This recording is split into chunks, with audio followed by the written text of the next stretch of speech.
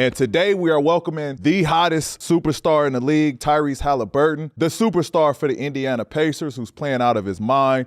Monday, he just dropped a triple dub. First time on TNT, first triple-double. Talk to the people, Tyrese, on what it's like being in the zone, not only for the game, but you just being locked in this season. What an intro that was. Wow. Come on, I got you. Nah, man, I'm in a good spot right now. I'm in a good place mentally, physically. I just feel good with my game right now. And I think throughout the season, there's moments right now where I feel like it's just me, the ball, my defender, and nobody else there sometimes. You know, it's just like a spiritual feeling right now going on. But no, it's a lot of fun right now. And when you're winning, it's always going to be fun. Yeah, because I saw it watching the game, like, after a big bucket, he like, and I know what that means. Like, nah, nobody out here is fucking with me tonight. Like, I know what that feeling is like. You know what I mean? Like, you locked in, bro. Stay at it. He's definitely locked in. So, Tyrese, the in-season tournament, it's taken some players and some teams an adjusting time, and it looks like that your team has really taken full advantage of the moment, of the stage. The energy has been fantastic. But what would you say the in-season tournament has shown you just about your team and the squad you have right now? I think this was the whole point of the in-season tournament, you know, was to get a team like us who the expectations aren't necessarily very high, and we're playing for something. And this is kind of all of the dudes on our team, kind of our first time really playing for something. So I think that's the exciting part about it. We got a lot of young, hungry dudes, and last night in Gainbridge was the craziest crowd I've ever played in front of in the NBA, and I imagine that's what the playoffs feel like, but ain't like I know anything about that. But I'm hoping that it's like that, you know, but I think it's just a lot of fun for us guys to come together, and we're really competing for something that means a lot to us because, you know, outside of Bruce, who's just coming off a championship, not many of us have ever, you know, really played for anything. Right. Yeah, watching y'all play and watching what now is Gainbridge Fieldhouse, it just brought back a lot of memories of, you know, having that arena just rocking and fans going crazy. And I could feel the energy, right? Like playing there, being a part of there, being in that culture, that atmosphere, watching it from afar, I could feel what that arena is like when it's going. So, you know, you brought back some memories. You didn't play early November when you guys went to Boston and took a tough loss. We'll just call it that. Drubbing. A beating. You guys got bopped over the head 51 times.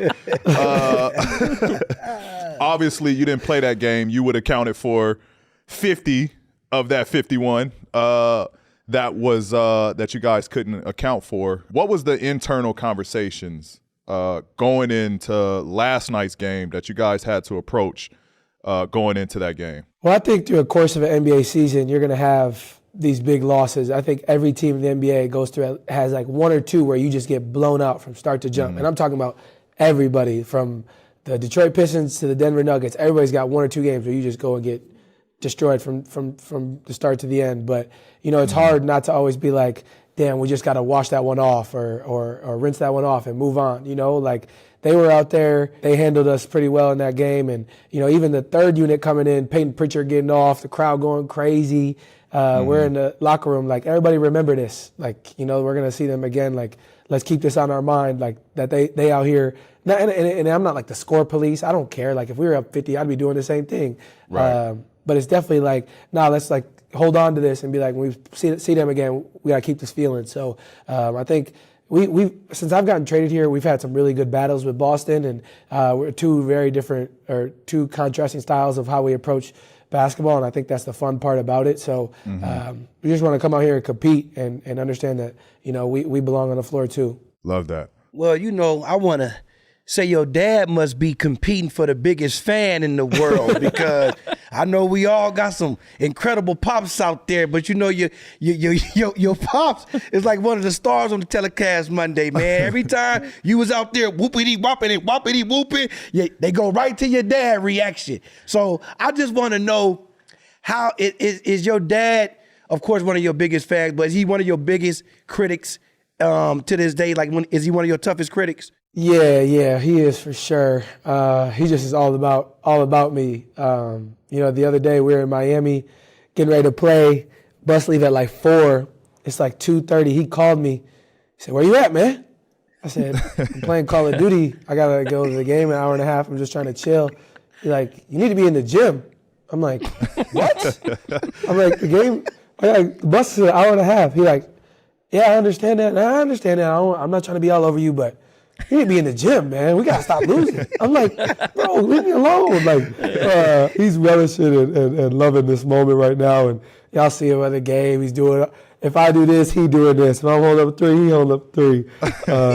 And they put that little video out where he was hugging me after the game. And Him and your like, mom. Yeah, everybody was like, Tyrese don't really want to don't rock with his dad like that. I'm like, nah. This dude was just wilding. I'm like, come on, bro. Hugging me, kiss me on my cheek, kiss me on my forehead. I'm like, hey, man. You That's Pops for you. Yeah, I loved it because not only like were you taking it in, Pops also was taking all of that in. Like every moment, it was just like he was soaking up that energy. And you gotta like put yourself in his shoes. Like that's my boy. Sure. That's my boy sure. out there. You know what I mean? He having a Like good he is time. representing. When I was a kid, I used to be mad embarrassed. Like, he stopped coming to a couple of my games in, like, middle of high school because I used to tell him, like, yo, you need to calm down because he'd be yelling at the refs and stuff. But as I've gotten older and where I am in life, like, one day I hope to have a kid in the NBA and I'm going to be going crazy too, you know? So I get it. And, it's hard for him not to show that love for sure. Pops is too happy Well, right I definitely now. say his sit down and stand up game is strong, boy. Pops got a Your son dad don't with be a doing nice nothing. country. He My might be dad be sitting there chilling. like- balling. Actually, for the game winner, he was hyped. He was up? He was He was hyped up for the on that game one? winner. I watched the highlights and he was standing up. You got a cool Pops, P's dad Tyrese. got that cool swag, courtside, the PG chain. He just be. Let's talk about your improvement and where you're at now.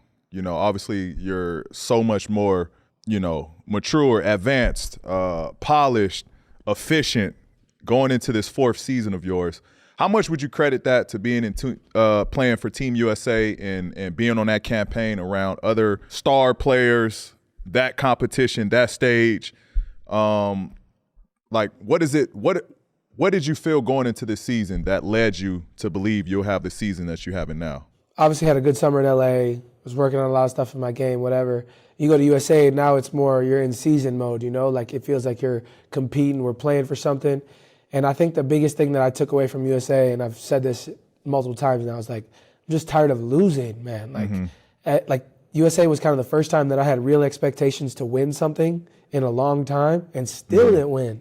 So I'm like, I'm coming home, I'm looking at myself in the mirror, I'm like, you gotta change something. Like something got to change. Like maybe it's not you, but it's you. You know what I mean? Like figure it out.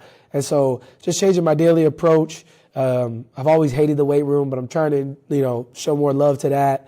And just more love to my work and my craft. And honestly, just doing whatever it takes to like put my team in position to win because like losing is draining. And like I think a lot of guys in the NBA can relate.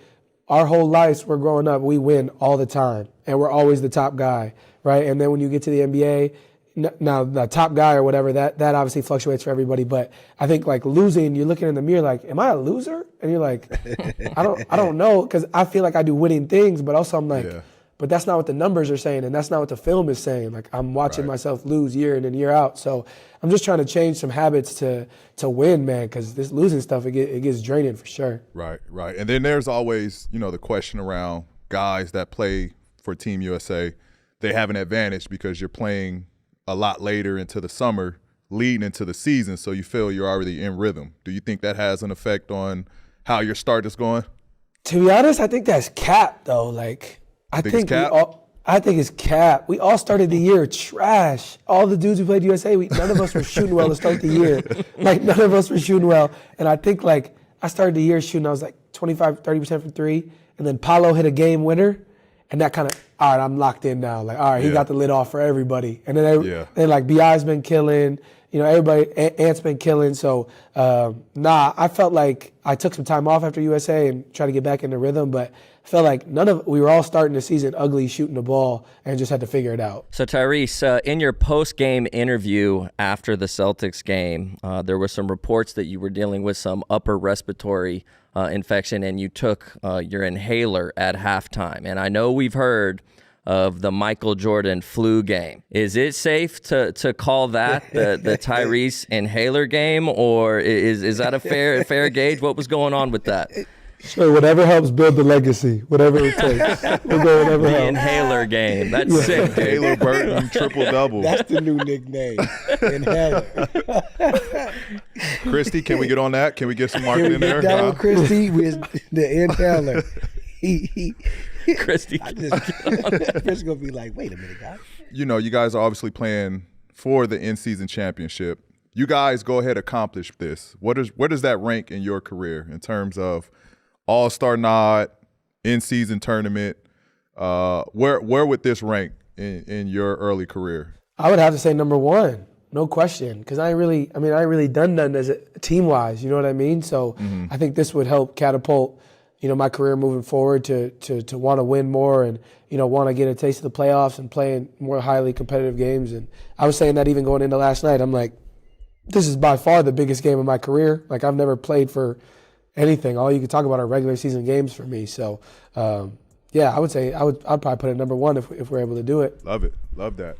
Well, Tyrese, we appreciate your time. We don't want to take too much of it. Good luck in the in-season tournament down in Vegas. Yeah.